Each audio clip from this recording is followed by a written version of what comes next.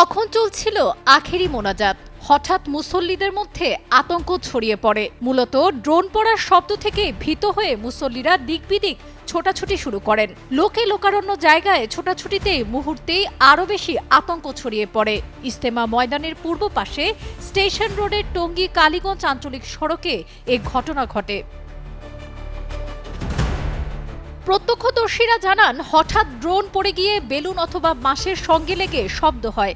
এতে আতঙ্ক দেখা দিলে দৌড়াদৌড়ি শুরু করেন মুসল্লিরা। মোনাজাত চলছিল, শেষ হওয়ার ঠিক 10 মিনিট আগে একটা ড্রোন আমাদের টঙ্গী স্টেশনের এলাকায় কিন্তু আসে। যখন এখানে আসার সাথে সাথেই আমরা সাউন্ড পাচ্ছি, তো আমাদের মতো করে আমরা ফুটেজ নিচ্ছিলাম, যেহেতু মোনাজাত চলমান ছিল।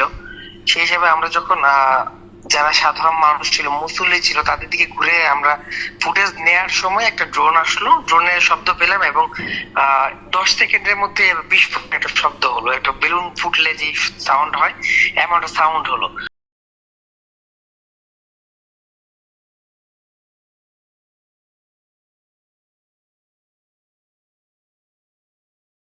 সাউন্ড হওয়ার সাথে সাথে মানে যেহেতু মোনাজাত পুরো জায়গা জুড়েই তো মুসল্লিরা ছিল এবং তারা সবাই উড়োউড়ি করে দৌড় দেওয়া শুরু করলো। সেই অবস্থায় তখন তো আমি আমার ট্রাইপড দিয়ে ফুটেজ নেওয়ার সময় পড়ে গেছি।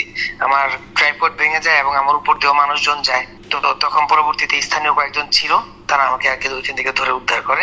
তখন কেউ কারো উপরেই যেতে হবে, সেই অবস্থায় সবাই যখন একত্রে দৌড় দিয়েছে, তখন আসলে একজনের সাথে আরেকজন বাড়ি খাওয়ার সাথে সাথে সবাই পড়ে যায়। হাসপাতাল সূত্রে জানা যায়, আহত হয়ে অনেক মুসল্লি দৌড়ে হাসপাতালে যান।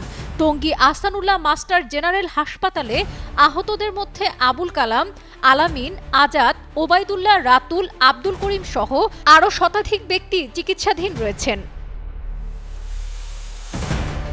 শুরাই নিজামের অধীনে আজ সকাল 9:11 থেকে 9:35 পর্যন্ত 24 মিনিটের আখেরি মোনাজাতের মধ্য দিয়ে শেষ হয় বিশ্ব ইজতেমার প্রথম পর্বের প্রথম ধাপ। এরপর 3 ফেব্রুয়ারি দ্বিতীয় ধাপ শুরু হয়ে 5 ফেব্রুয়ারি আখেরি মোনাজাত শেষ হবে। 8 দিন বিরতি দিয়ে 14 ফেব্রুয়ারি দ্বিতীয় পর্ব বিশ্ব ইজতেমার আয়োজন করবেন 7 অনুসারীরা।